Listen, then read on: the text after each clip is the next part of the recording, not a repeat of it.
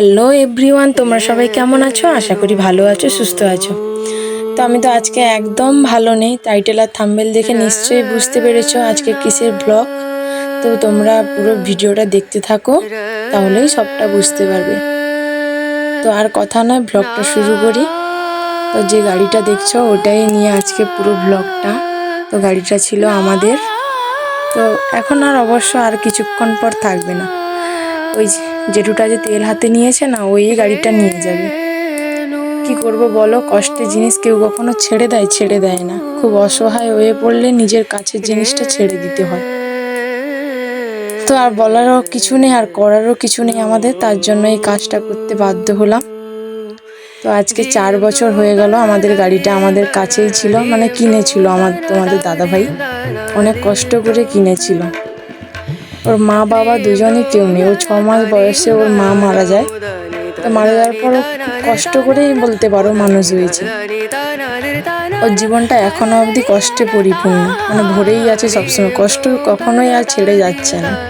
তো যাই হোক, ওর মানে স্টোরিটা অনেক বড়। তো এখানে বললে তো অনেক বড় হয়ে যাবে ভিডিওটা, তাই পুরোটা বলতে পারছি না। যদি তোমরা জানতে চাও অবশ্যই কমেন্ট করে বলো, আমি পরের কোনো এক ভিডিওতে অবশ্যই বলবো।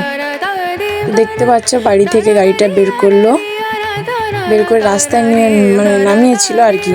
রাস্তায় কাদার জন্য গাড়িটা বসে গেছে। ওরা তো নতুন গাড়ি নিয়ে যাচ্ছে, গাড়িতে মানে সব কিছু জানে না। তাই তোমাদের দাদাভাই গাড়িতে মানে বসছে, গাড়িটা চালিয়ে উপরের দিকে তুলে দিচ্ছে কাদা থেকে। তো যদিও গাড়িটা ছাড়ার কোনো চেষ্টা মানে ইচ্ছেই ছিল না, তবুও বাধ্য হয়ে গাড়িটাকে ছাড়লাম।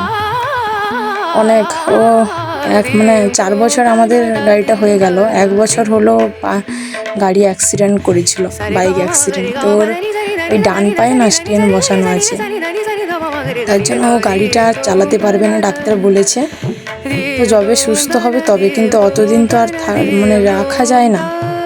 তো অনেক অপারেশন করে ওকে ডাক্তার দেখিয়ে গাড়িটাও কিনেছিলাম না অনেক কষ্টে, অনেক ধার দেন করে অন্যের কাছ থেকে টাকা এনে গাড়িটা করেছিলাম। তো ওই টাকাগুলো যদিও শোধ করে দিয়েছি, কিন্তু ওকে যে অপারেশন করিয়ে এনেছি, তারপর থেকে তো আজকে 1 বছর হয়ে গেল। ও কাজবাজ মানে করবে চায়, কিন্তু ওর পায়ের জন্য করতেই পারে না। পাটা খুব ব্যথা হয় তার জন্য। তো আর পেরে উঠছিলাম না, যেহেতু ওর মা বাবা তো কেউ নেই। তো আমাদেরকে মানে আমি, আমার হাজব্যান্ড আর আমার ছেলের বয়স হচ্ছে 4 বছর, 3 জন বাড়িতে থাকি। তো আর কি করবো, আর কোনো দিক দিয়ে সামলে উঠতে পারছিলাম না, তার জন্য এই ডিসিশন নিতে বাধ্য হলাম। তো খুব কষ্ট হচ্ছিল। এই সকালটা ছিল না, আমার মনে হয় আমি মানে বিয়ে করেছি 8 বছর, 8 বছরের মধ্যে এই সকালটা মনে হয়, এই দিনটাই আমার কাছে খুব কষ্টের। এতটা কষ্ট লেগেছে কি বলবো। ওই গাড়িটার মধ্যে কোনো প্রাণ নেই, তবুও যেন আমাদের কাছে মনে হচ্ছিল ও একটা জীবন। ও যতক্ষণ ছিল আমার বাড়িতে ততক্ষণ মনে হচ্ছিল না যে ও চলে যাবে, বা চলে যাওয়ার পর কষ্টটা কি হবে। কিন্তু ও যাওয়ার পর বুঝতে পারছি যে মানে এতটা কষ্ট হচ্ছে কি বলবো। তো এখনো অবধি নিয়ে যায়নি। ও গাড়িতে তেল দিল ওই জেঠুটা, ওই যে দাদাটা দেখতে পাচ্ছ কালো জামা পরেছে, ওই আর জেঠুটা ওই যে গাড়িটা নিয়ে যাচ্ছে। তো গাড়িটা তোমাদের দাদাভাই শেষবারের মতো একবার চালিয়ে নিল। ওর মানে শখের জিনিস বলতে পারো, ওর মা বাবা তো কেউ নেই। গাড়িটা খুব ওর মানে কি বলবো, মানে ওর অনেক আদরের ছিল, খুব যত্ন করতো গাড়িটাকে নিয়ে এসে কাজ করে। সন্ধ্যের সময় না খুব যত্ন করতো। আমি আর ও দুজন মিলে সবসময় গাড়িটাকে মোছামুছি করতাম, ধুতাম, সব কিছু করতাম।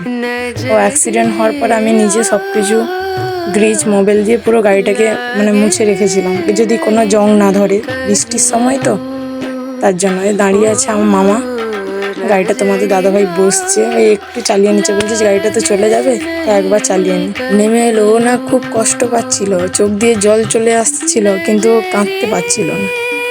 একটা কথা আছে না, ছেলেদের বুক ফাটে তবুও মুখ ফোটে না, এরকম একটা ব্যাপার। অনেক কষ্ট মানে না খেয়ে 3 জন মিলে, তখন অবস্থা ছেলে ছিল কিন্তু ছোট, ও তো ভাত খেতে পারতো না। 2 জন মিলে অনেক কষ্ট করে গাড়িটা মানে আনা হয়েছিল।